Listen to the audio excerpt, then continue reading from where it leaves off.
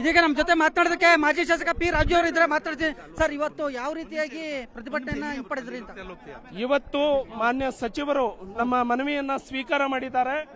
1 ವಾರದ ಗಡುವನ್ನ ಅವರಿಗೆ ಕೊಡ್ತಾ ಇದ್ದೇವೆ ಈ ಸರ್ಕಾರಕ್ಕೆ. 1 ವಾರದ ಒಳಗಾಗಿ ಏನು ಸುಪ್ರೀಂ ಕೋರ್ಟ್ ತೀರ್ಪು ಇತ್ತು, ಆ ಹಿಂದಿನ ಮಾಧುಸ್ವಾಮಿ ಸಮಿತಿ ಶಿಫಾರಸು ಇತ್ತು, ಸಚಿವರಿಗೆ ಅವರಿಗೆ ಸರಿಯಾದ ತೀರ್ಮಾನ ತಗೊಳ್ಳಿಲ್ಲ ಅಂದ್ರೆ ಈ ಸರ್ಕಾರ ನಮ್ಮ ಸಮುದಾಯದ ಪರವಾದ ತೀರ್ಮಾನ ತಗೊಳ್ಳಿಲ್ಲ ಅಂದ್ರೆ ಉಗ್ರವಾದ ಹೋರಾಟವನ್ನ ನಾವು ಮಾಡ್ತೇವೆ. ನಿರ್ಭೀತ, ನಿಷ್ಪಕ್ಷಪಾತ, ವಿಶ್ವಾಸಾರ್ಹ ಸುದ್ದಿಗಳಿಗೆ ಮತ್ತೊಂದು ಹೆಸರಾಗಿರುವಂತ ನ್ಯೂಸ್ 18 ಕನ್ನಡ ಈಗ ಆಪ್ನಲ್ಲೂ ಲಭ್ಯವಿದೆ. ದಯವಿಟ್ಟು ಇಲ್ಲಿರುವ QR ಕೋಡ್ ಅನ್ನ ಸ್ಕ್ಯಾನ್ ಮಾಡಿಕೊಂಡು ಆಪ್ ಅನ್ನ ಡೌನ್ಲೋಡ್ ಮಾಡೋದಕ್ಕೆ ಮರಿಬೇಡಿ. ನಿಮ್ಮ ಬೆಂಬಲ ಹೀಗೆ ಸದಾ ನಮ್ಮೊಂದಿಗಿರಲಿ. ಧನ್ಯವಾದ. ಈ ಸಮುದಾಯಗಳು ಏನು ಹೋರಾಟವನ್ನ ಮಾಡ್ತಾ ಇದ್ವು, ಮಾನ್ಯ ಮುಖ್ಯಮಂತ್ರಿಗಳೇ ಬಂದು ನಮ್ಮ ಮನವಿಯನ್ನ ಸ್ವೀಕಾರ ಮಾಡಬೇಕು ಅನ್ನುವಂಥದ್ದು ನಮ್ಮ ಬೇಡಿಕೆ ಇತ್ತು. ಡೆಪ್ಯೂಟಿ ಸೆಕ್ರೆಟರಿಯನ್ನ ಕಳಿಸ್ತೀನಿ ಅಂದ್ರು. ಆ ನಂತರ ಕಮಿಷನರ್ ಅವರು ಬಂದ್ರು. ನಾವು ಕಮಿಷನರ್ ಅವರಿಗೆ, ಡೆಪ್ಯೂಟಿ ಸೆಕ್ರೆಟರಿ ಅವರಿಗೆ ಮನವಿ ಕೊಡಲಿಲ್ಲ. ಯಾವಾಗ ಈ ಹೋರಾಟ ಉಗ್ರ ರೂಪಕ್ಕೆ ಹೋಯಿತು ಆವಾಗ ಮಾನ್ಯ ಸಚಿವರು ಬಂದಿದ್ದಾರೆ ಸರ್ಕಾರದ ಪರವಾಗಿ. ಸಚಿವರಿಗೆ ಮನವಿಯನ್ನು ಸಲ್ಲಿಸಿದ್ದೇವೆ. ನಾವು 1 ವಾರದ ಗಡುವು ಈ ಸರ್ಕಾರಕ್ಕೆ ಕೊಡ್ತಾ ಇದ್ದೇವೆ.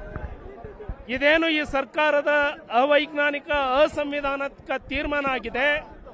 ಇದೇ ಸರ್ಕಾರ ರಚನೆ ಮಾಡಿದ ನಾಗಮೋಹನ್ ದಾಸ್ ವರದಿಯ ಶಿಫಾರಸುಗಳನ್ನು ಪರಿಶೀಲನೆ ಮಾಡಿಲ್ಲ. ಹಿಂದೆ ಶಿಫಾರಸು ಮಾಡಿದ್ದ ಮಾಧುಸ್ವಾಮಿ ಅವರ ಸಂಪುಟ ಉಪಸಮಿತಿಯ ತೀರ್ಮಾನಗಳನ್ನು ಕೂಡ ಪರಿಶೀಲನೆ ಮಾಡಿಲ್ಲ.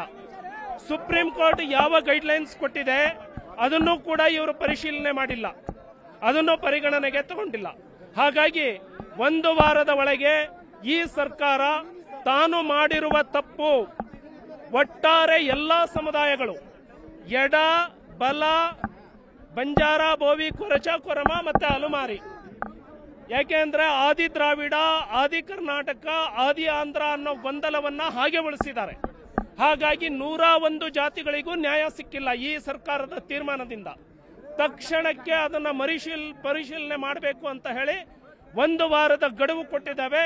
1 ವಾರದ ಗಡುವಿನಲ್ಲಿ ಈ ಸರ್ಕಾರ ತೀರ್ಮಾನ ಮಾಡಲಿಲ್ಲ ಅಂದ್ರೆ ಒಟ್ಟಾರೆ ಎಲ್ಲ ಪರಿಶಿಷ್ಟ ಜಾತಿಯ 101 ಜಾತಿಗಳು ಒಟ್ಟಾಗಿ ಸೇರಿ ಈ ಸರ್ಕಾರದ ಬುಡವನ್ನ ಅಲುಗಾಡಿಸ್ತವೆ ಅನ್ನೋ ಎಚ್ಚರಿಕೆಯನ್ನ ಕೊಡ್ತವೆ.